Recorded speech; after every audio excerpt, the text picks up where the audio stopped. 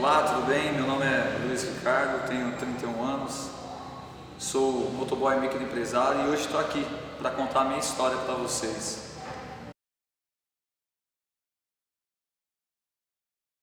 Tudo começou na minha infância, tive uma infância normal, como a maioria das crianças, né? Dentro de uma família com pai e mães. E próximo aos meus 14 anos, meu pai e minha mãe se separaram. E aí foi uma fase um pouco difícil. E aí fiquei um pouco disperso da família e mais com os amigos, né? E aí foi de 14 para 15 anos que eu conheci as drogas, né? Conheci primeiramente a maconha, com 15 anos experimentei o primeiro baseado. Depois de aproximadamente um ano mais ou menos, experimentei a cocaína. Comecei a vender droga também, comecei a praticar furtos, né? Entre outras coisas, né? Conhecendo meninas e tal, relacionamentos, e foi indo toda essa vida. Quando eu conheci o Luiz, cara, era um cara muito louco, velho. O Luiz falava assim. E quantas vezes nos encontramos na balada? Ali era bebendo, ali era mulheres, ali era entorpecentes. E a gente achando que estava feliz. Mas na verdade, era um mundo de ilusão que a gente estava. Na verdade, uma vida que tentava ser preenchida com alguma coisa. Com drogas, bebidas. Mas na verdade esse vazio não foi preenchido, ele só era preenchido momentaneamente. Até que chegou um dia, depois de uma fase um pouco mais de adulta, em torno de mais ou menos uns 23 anos, 24 anos, eu comecei a namorar. E aí a família dessa moça era de São Paulo. E teve um dia que nós fomos lá numa cidade do interior de São Paulo, próxima à capital, e estava tendo um show lá, estava tendo um evento. E aí chegando nesse evento lá, fomos dar uma volta lá, e aí na verdade eu quis sair para fumar um baseado, né? Que eu fumava toda hora, eu fumava na média aí de 8 baseados por dia mais ou menos. Então eu fui num dos batatinhos porque a família dela não sabia, né? Que eu fumava e tal. E aí cheguei lá, comecei a chavar um baseado e tal, e aí eu lembro que eu olhei assim em cima, cara, uma faixa escrita. Aí eu li, tava escrito assim, Marcha para Jesus. Eu falei, caramba, o que eu tô fazendo esse barato aqui, né? Mas enfim, continuei chavando. E aí no palco lá, a pessoa que estava falando falou que o pessoal do Alcubo já estava lá, numa banda, né? Uma banda, um ministério de louvor na verdade, né? Bem conhecida. E eu falei, nossa, eu sempre ouvi o som dos caras, mesmo no mundo, eu sempre ouvi o som deles. E aí beleza, eu falei, então dá tempo, eu vou te chavar, vou bolar o baseado, vou dar uns tragos, aí eu já pego o show na brisa, né? Já dá pra curtir, ficar da hora. Só que ele falou, o pessoal do Alcubo já tá entrando. Aí nisso o pessoal do Alcubo já começou a entrar. Aí eu parei de chavar, já guardei no bolso e corri. Peguei minha namorada e corri lá próximo do palco e tal. E aí, cara, eles começaram a tocar lá. E eu comecei a sentir algo que eu nunca senti, cara. Uma alegria, uma leveza, algo que eu não consigo nem explicar diretamente. Uma alegria, algo que nada que eu já fiz tinha me dado essa sensação, esse prazer, sabe? De alegria, Então eu tava gravando e eu não conseguia ficar quieto, cara. Eu fiquei inquieto, eu pulava gravando, tanto é que eu tenho até uns vídeos. E o vídeo sai todo tremido assim, porque eu não conseguia, né? Pela euforia. E aí passou, cara, isso daí, o show e tal, foi esse momento. Viemos embora e a vida seguiu. Aí passou-se mais ou menos uns 3 anos, mais ou menos, 3 para 4 anos, né? E aí, cara, tenho alguns sobrinhos, né? Tenho uma irmã e tenho um irmão. E esse filho da minha irmã, cara, eu sempre fui muito apegado à criança, cara, sempre, principalmente meus sobrinhos. Ele tinha 6 anos mais ou menos na época, ele começou a ficar doente, numa quarta-feira ele ficou mal, aí minha irmã levou ele no médico e tal, diagnosticaram, falaram que era virose, liberado ele, veio embora, passou algumas medicações, e minha mãe olhava ele na época para minha irmã trabalhar. E aí na quinta-feira de novo ele ficou mal, minha irmã levou de novo no médico, aí outro médico atendeu em outro lugar, falou que era virose também, passou algumas medicações e liberou. E chegou na sexta-feira, cara, piorou. Aí ele piorou muito. E aí ele começou a reclamar pra minha mãe de dor na nuca, sabe? E aí minha mãe pegou e falou pra ele encostar o queixo no peito. E isso é um diagnóstico de meningite. Ele não conseguiu encostar o queixo no peito. Foi onde que a minha mãe ligou pra minha irmã e falou, corre porque é sério o negócio. E aí minha irmã chegou, levou ele na Santa Casa. Chegou lá, tinha vários pediatras lá. E aí diagnosticaram, foi na onde que foi constatado meningite com glucose. E aí minha irmã me ligou, cara, desesperada, porque o médico falou pra ela que ele tinha 1 hora de vida apenas. E quando ela me deu essa notícia, eu fazia academia na época, eu era uma pessoa hiperativa, não parava, sempre estava ligado em muitas coisas. E aí nesse tempo, o mundo acabou pra mim. Foi algo que não tinha o que fazer e não tinha a quem recorrer. Mas é nesses momentos de sofrimento que a gente sempre entra. E aí eu me lembrei de um cara chamado Jesus, de um pai chamado Deus. E aí comecei a clamar, sabe? Algo que eu nunca fiz. Eu me prostrei na minha cama, no meu quarto. Comecei a clamar mesmo, a falar com Deus, né? Pedi para que Ele intervisse nesse fato. E aí passou de sábado para domingo. Aí passou o fim de semana, ele não veio a falecer, os médicos não entenderam. Talvez você tenha deixado de orar por alguma situação da sua casa, da sua família, mas em Tiago a palavra fala que a oração do justo ela pode muito seus efeitos, persevera. E aí eu sempre ouvi falar de uma livraria que tinha no centro ali, de São Carlos, né? Do lado do Mercadão, cara, que vendia a Bíblia. E eu fui lá comprar uma Bíblia na segunda-feira. Aí eu comprei uma Bíblia, eu lembro até hoje. E aí eu comecei a ler o Evangelho de Mateus. E algo muito louco começou a acontecer na minha vida. Eu me entendia nitidamente aquilo que a palavra falava. O Espírito Santo de Deus ele começou a se revelar para mim, trazer a revelação da palavra. E foi algo que impactou a minha vida, cara, que foi mudando. Passou-se um período eu lendo a palavra, orando. Passou mais ou menos uns 10 dias. Os médicos falaram que provavelmente ele ia sobreviver, porém a sequela era inevitável pelo quadro clínico dele. Mas a única coisa que a gente queria é ele vivo, independente do que viesse a acontecer. Os médicos falaram que ele poderia não ouvir mais, não falar mais, não andar, poderia ficar vegetando para o resto da vida. Mas a única coisa que importava para nós é que ele estivesse vivo. E aí passou mais alguns dias, ele saiu do coma e com uma semana ele estava em casa sem sequela nenhuma. E aí foi constatado um milagre na vida dele. Isso foi em meados de novembro. E aí eu comecei a ler a palavra, comecei até a buscar, não tinha ido em nenhuma igreja até então. E aí passou-se esse período de novembro, eu fui parando de ler, o milagre tinha acontecido já. E aí no fim de semana ia ter uma outra balada, na verdade o show do Umbrio, né? No sábado. Mas aí eu já nem ia, né? Nem ia colar. E aí chegou no sábado, os parceiros, né, os camaradas, compraram meu convite, cara, falou, não, você vai, mano. Nós já compramos e tal. E eu não tava afinzão disso, sabe? Eu tava afim de ficar de boa mesmo.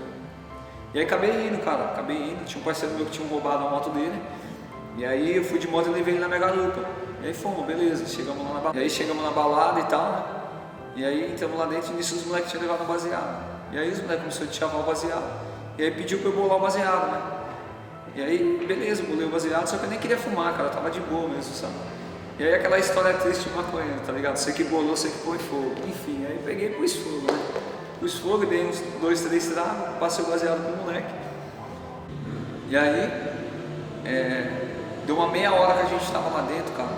Aconteceu algo muito louco que eu nunca tinha vivenciado, cara. Por mais que eu já tinha vivenciado aquela experiência de orar no começo, né?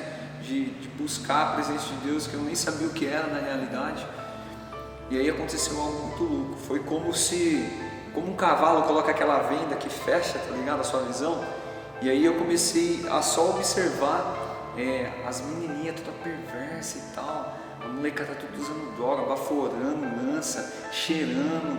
E aí, cara, começou a me incomodar no sentido que eu comecei a suar, passar mal assim. E algo falava pra mim, sai fora, vai embora, sai daí, não é pra você estar aí e tal. E do outro lado, como se do outro lado do meu ouvido alguma coisa falava, não, fica aí, mano, tá na hora. E aí você vai falar pros caras que Deus está te tocando, os caras vão dar risada na sua cara. Foi como se vê aquela imagem que você vê o anjo do lado e o diabo do outro. Literalmente foi isso, cara. Foi isso. E aí eu entendi que era o Espírito Santo de Deus mandando eu sair fora. E aí a galera começou a ganhar, que eu tava meio zoadão, começou a ganhar que eu tava meio passando mal. E aí perguntaram, você tá passando mal e tal? Eu falei, não, tô de boa, né? E a vergonha de falar e tal. E aí eu fiquei com vergonha e fui, cara. Foi a balada toda dessa maneira. Passava e depois vinha de novo essa mesma sensação, cara. Eu começava a suar, passar mal e tal. E foi indo. Até que acabou a balada, cara. Eu não via a hora de acabar. Foi a balada mais demorada da minha vida. É como se eu tivesse ali, mas eu não tivesse ali, sabe? Foi isso que aconteceu literalmente. Então eu tava ali fisicamente, mas a minha mente não tava ali, cara. Eu tava incomodado com a situação, não consegui curtir, não consegui ficar ali tranquilo, mas eu fiquei por vergonha. Fiquei por vergonha de falar pros caras que eu não tava me sentindo bem ali, né? E aí beleza, acabou a balada, peguei esse moleque, coloquei na minha garupa e eu não gosto de andar rápido de moto, sempre andei de boa. E eu coloquei ele na minha moto, cara, eu vim estilingando de lá do centro até na minha casa, levei ele pra casa dele, cheguei em casa, revirei todo o meu guarda-roupa, procurando a Bíblia, porque desde novembro eu já não lia mais, isso era em abril. E aí eu achei a Bíblia, cara. Cara, a hora que eu achei a Bíblia é como se eu tivesse achado 1 quilo de ouro, tá ligado? E aí eu peguei essa Bíblia, eu abri ela na minha cama, cara, e aí mais uma vez eu me prostei diante de Deus. E aí eu prostei, eu fechei os meus olhos mesmo e eu falei, Senhor, a partir de hoje eu quero te servir. Foi algo que mudou minha vida, cara, eu senti uma paz, algo que preencheu aquele vazio todo que eu tinha, sabe, veio preenchendo. E aí eu não consegui dormir direito, porque até então já era 5 e pouco da manhã. E aí parecia que eu tinha bebido um monte a noite inteira, que eu tinha usado droga a noite inteira como se estivesse de ressaca. O físico estava totalmente ruim, cara, porque hoje eu entendo que reflete do espírito no físico. O Luiz, depois que ele se converteu, eu lembro que ele não podia ver eu sentado no banco na frente de casa, que ele já vinha falar de Cristo para mim. Ele encontrava eu na lanchonete, ele vinha falar de Cristo para mim. Nossa, tinha hora que eu achava até chato, sufocante, mas ali era ele plantando. Teve um dia que eu estava em casa, com a porta do carro aberta, sentado, bebendo usando um entorpecente. E ali naquela loucura virado, já fazia um dia, o Espírito Santo veio e me deixou, me chacoalhou. E ali eu senti o desespero e a vontade de ir para a igreja. Eu falei, não vou. Quem que veio na minha cabeça? Veio o Luiz. Eu falei, não vou falar com ele hoje que eu tô louco. Amanhã assim que eu acordar eu vou falar com ele. A hora que eu acordei no dia seguinte, um rapaz que trabalhou comigo muitos anos, que não tinha contato comigo, mandou uma mensagem. E era Isaías 41:10, que dizia mais ou menos assim: erga a tua cabeça, eis que estou contigo.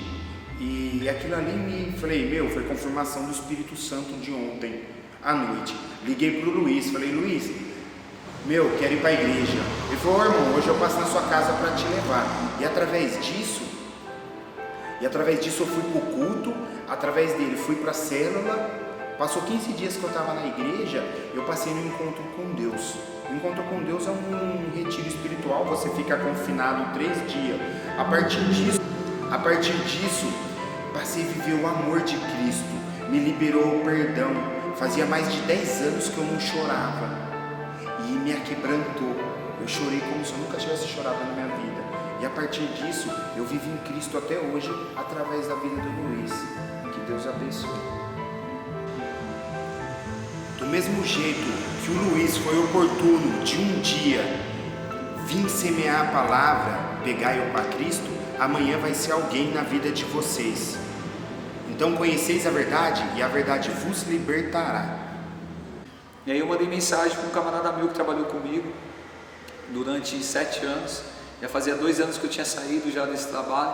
E ele acompanhou toda a minha vida, cara. Ele sabia de tudo que eu fazia de errado e tal. E ele sempre falando para mim de Jesus. E aí eu mandei mensagem para ele de manhã falando que eu queria ir para a igreja. Pensa bem, depois de 9 anos. Aí ele falou para mim, mano, você tá ficando louco, você tá me tirando. Você não quer ir para a igreja? Você quer mesmo? Eu falei, não, eu quero. Realmente eu quero ir para a igreja. E aí ele mandou para mim o endereço tal da igreja. E aí foi como se, cara, era como se eu estivesse indo num lugar para pegar algo muito precioso, sabe? Algo que eu nunca tinha tido, sei lá, uma sensação como você compra um carro novo, uma moto, ou ganha uma quantidade de dinheiro legal. Foi essa sensação que eu tive de ir para a igreja. E aí eu chegando lá na igreja, cara, eu vi ele na porta da igreja me esperando, cara. E na hora que ele me viu, ele abriu os braços e me deu um abraço. E eu entrei naquele lugar, foi como se, cara, eu estivesse no céu, sabe? E ali eu senti algo que eu nunca tinha sentido mesmo, os louvores, desde os louvores.